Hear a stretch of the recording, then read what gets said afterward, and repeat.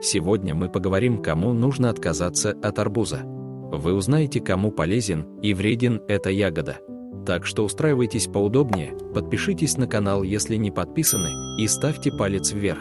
Пользу арбуза сложно переоценить, особенно в жару, если он выбран правильно. В противном случае арбуз может причинить вред здоровью как детей, так и взрослых.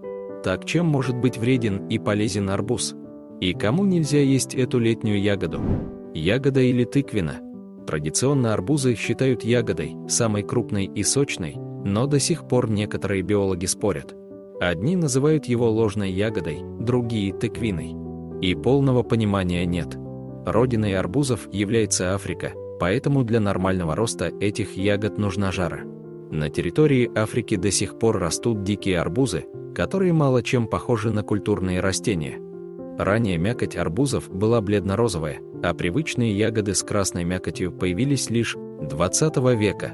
Об этой ценной ягоде знали еще в древности. В усыпальницах фараонов были обнаружены семена арбузов, на стенных росписях упоминания об этой сочной ягоде. Только в X веке эта ягода распространилась в Китай, а на территории России они появились лишь в XIII и XIV веке. Эти ягоды культивировались во многих странах мира, и до сих пор часто проводятся фестивали и поставлены даже памятники. Что и не мудрено, ведь плоды имеют неповторимый сладкий вкус, обладают целым списком полезных качеств, используются в традиционной медицине, не говоря уже про возможности использования в кулинарии и искусстве карвинга. Чем еще полезны арбузы? На 90% арбуз – это вода, поэтому они так полезны в жару, так как утоляют жажду.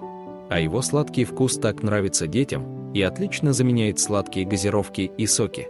В арбузах практически нет белка, жиров, но здесь очень много углеводов, дающих энергию.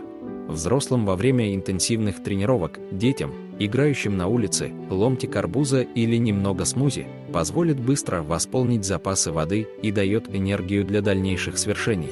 Арбуз – ценный источник ликопена-пигмента и предшественника витамина А, но в ходе биохимических процессов он не превращается в витамин, а продолжает действовать как антиоксидант.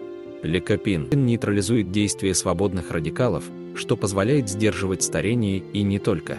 В мякоти арбуза большое количество фолиевой кислоты, которая очень важна для репродуктивного здоровья мужчин и женщин, особенно на этапе планирования беременности. Эта кислота очень важна и для состояния кожи. Для детей фолиевая кислота очень полезна, ведь она необходима для развития и созревания нервной системы.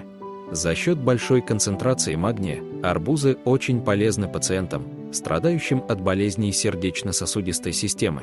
Этот элемент улучшает работу нервных и мышечных волокон и особенно рекомендован пациентам, подверженным стрессам и депрессии. В мякоти арбуза есть и цитруллин – вещество, которое способствует расширению кровеносных сосудов, усиливает либидо. Поэтому арбузы рекомендованы мужчинам для улучшения своей интимной жизни. Арбузы обладают выраженным мочегонным эффектом, то есть способствуют выведению лишней жидкости. Но это не только вода, арбузы дают чувство насыщения, поэтому именно в августе-сентябре повышается популярность арбузной диеты. Арбузные семечки, в сравнении с мякотью, еще более полезные и ценные источники. В них большая концентрация фолиевой и никотиновой кислоты, магния. Но такие семечки лучше употреблять в пищу подсушенными. Арбузы и медицина. В качестве сырья для лекарственных масел традиционная медицина использует исключительно косточки, из которого получают масляный экстракт.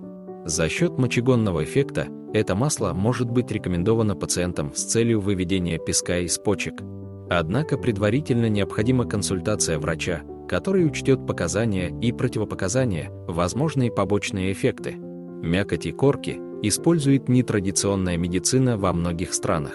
Согласно некоторым концепциям, арбузы избавляют от отеков, противостоят гипертонической болезни, предотвращают запоры и другие. В китайской медицине считается, что арбуз выводит из тела все болезни, стимулирует процессы регенерации кожи. Чем может быть вреден арбуз? Как говорилось выше, арбуз – это смесь воды и быстрых углеводов. Но несмотря на низкую калорийность, переедание может повышать гликемический индекс, что не очень хорошо для пациентов, страдающих от сахарного диабета и преддиабетных состояний. Дело в том, что для выведения сахара организм вынужден тратить большое количество воды, а арбуз сам по себе обладает мочегонным эффектом.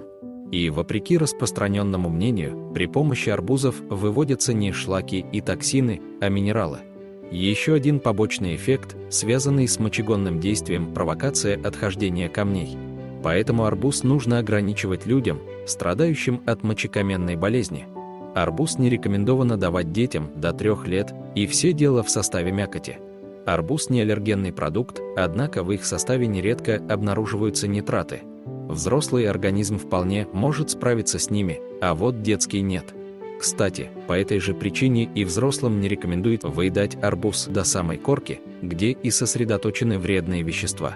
Ну и главная опасность арбузов – отравление, лечить которые очень сложно.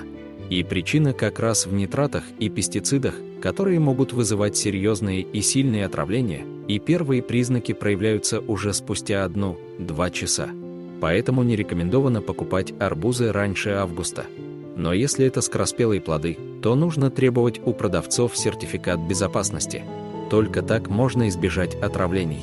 Во время перевозки и хранения на поверхности арбузов могут скапливаться огромное количество микробов.